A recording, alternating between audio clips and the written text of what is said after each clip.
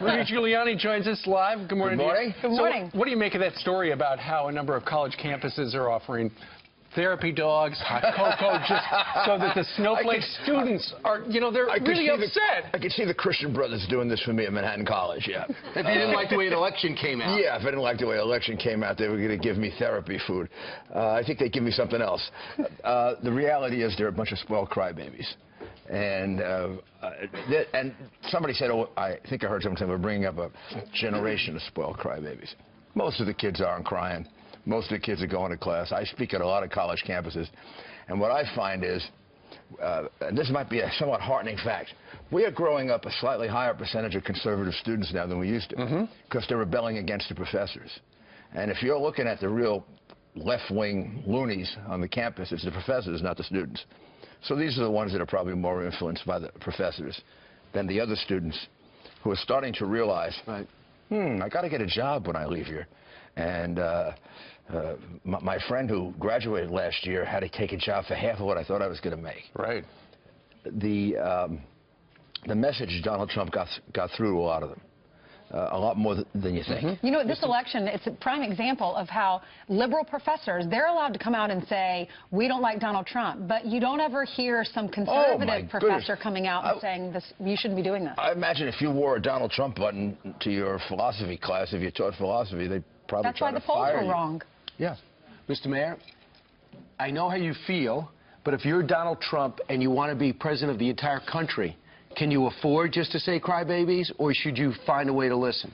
Well, you should find a way to listen and talk about it and say to them, look, you're overdoing it. Take a while and evaluate my presidency a year from now.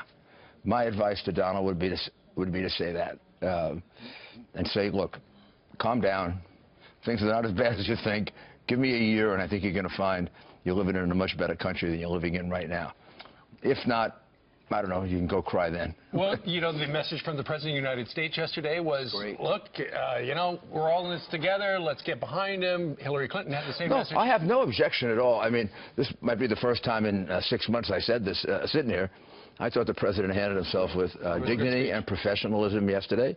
And I've always said this about President Obama, despite my deep disagreements with him. He's always been a gentleman.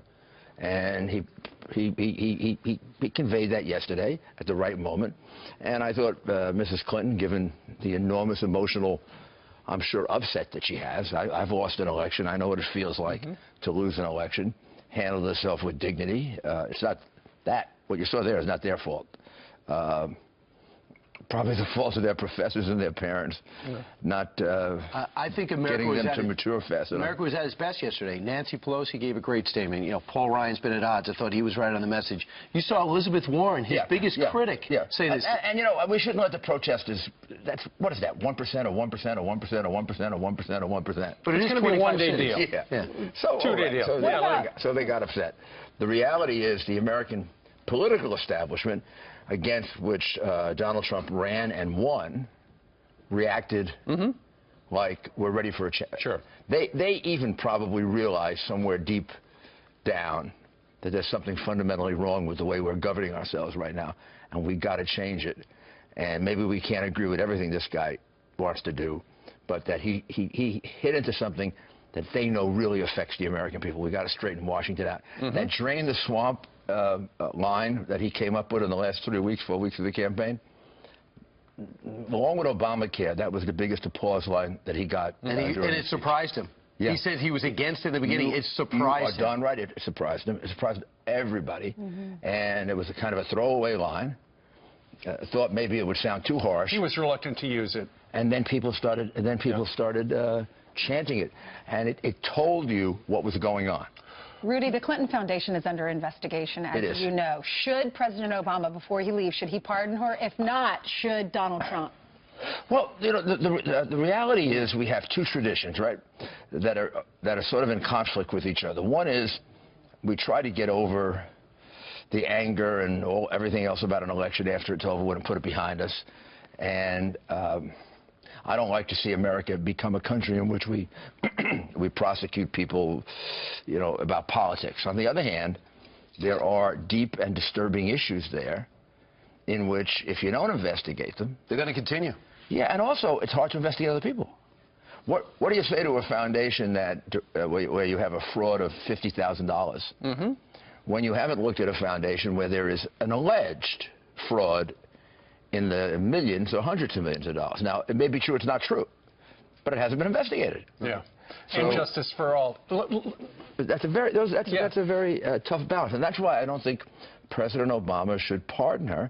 I think President Obama should leave it to the system we all believe in to determine, is she innocent or is she guilty? It'll be interesting whether or not they have that conversation today, because Donald Trump's going to go down. And Donald Trump talked about an independent counsel. He didn't talk about his attorney general. Right. He talked about an independent counsel doing it, who would be, you know, not a Republican, not a Democrat, somebody free of any political question. Good luck finding that person. Well, you could find somebody like that. There are a lot among lawyers. You could find an ex-judge. Well, if they pardon her, they need to pardon this guy who's behind Well, if you pardon her, you got to pardon submarine Cartwright, you got to pardon Petraeus, and you got to pardon the poor sailor who takes a picture of the submarine. That one, I don't. Yeah. To this day, she's spending a year in jail because her family was being destroyed. He just took a deal because he was killing them. But real quick, Mr. Mayor, we'd love to know what the next. There's 4,000 jobs to fill. There's hundreds that have to be senatorial confirmed. Let's talk about some of the key positions. Number one for you, people talk about Homeland Security Secretary or Attorney General. Would you be interested in either one of them? Well, I can't say that here. I mean, that's something that I have to have with my friend. This is not the official job interview. It's okay. Donald Trump. It depends on a lot of things. I am extraordinarily happy in what I'm doing. I'm a partner at Greenberg Traurig. I run my own security firm. I travel to 12 countries a year. I advise several governments on security. And you can't find a happier guy. But you're about service, and if you wanted to be mayor, if you wanted to be rich, you wouldn't have been mayor. And the jobs you took were never for the money. It isn't about being rich. It's about enjoying what I'm doing. Sure. I'm comfortable enough now I can do whatever I want. Thank God. But the reality is it would be about, do I want to give up what I'm doing and all the people I'm training and supporting and trying to figure out a solution to cybersecurity? I've got 4 big deals on the line to do that. I'd love to be the person that comes up with the solution to cybersecurity. Sure. I thought I was finished, but now I got involved in the Trump campaign, and I played some role, I hope, in electing him. And now I'd like to invent the real overall holistic solution to cybersecurity. That would be great. Now, when you talk to a president of the United States and he wants you to do a job, I certainly would not go into that conversation with a firm no in my mind. But I'd want to talk about maybe 3 or 4 other people that might be better for it. And if there aren't, then maybe I would do it. If it weren't you for Attorney General, people have, over the last 6 months, they've said, well, maybe Chris Christie. Given, the legal stuff that's going on with Bridgegate, do you think Chris Christie would be a good guy for Donald Trump? Chris Christie would be a good guy for any position in government. I considered, and from the very beginning, because I'm probably the guy that defended, if I defended Donald Trump the most, I probably defended Chris Christie the most a year and a half earlier. And I believe Bridgegate was blown way out of proportion. I think it was, first of all, he didn't know about it. Number 2, he would never do anything as stupid as that. Even if you don't like Chris, and some people don't, I do. I like him a lot. He's a good friend, smart guy. Yeah. That was a dumb thing to do. And third, when some degree of political revenge, even if it does affect citizens, starts to become the basis of a criminal prosecution, you probably put half the politicians in America in jail. And I'd love to see Ray Kelly with Donald Trump in some way, somewhere security. Mr. Mayor, thank you very much for dropping by. FBI, if it's open. Sure, absolutely. FBI, if it's open. Yep. Not that I've suggested anything, but Ray Kelly kept this city together and improved on the things I did to reduce crime. I'll just give you a statistic. We were at 65% murder reduction. By the time he left, we were 85%. That's a good resume builder. Thanks so much, Mr. Mayor. I respect him a lot. And congratulations. Thank you.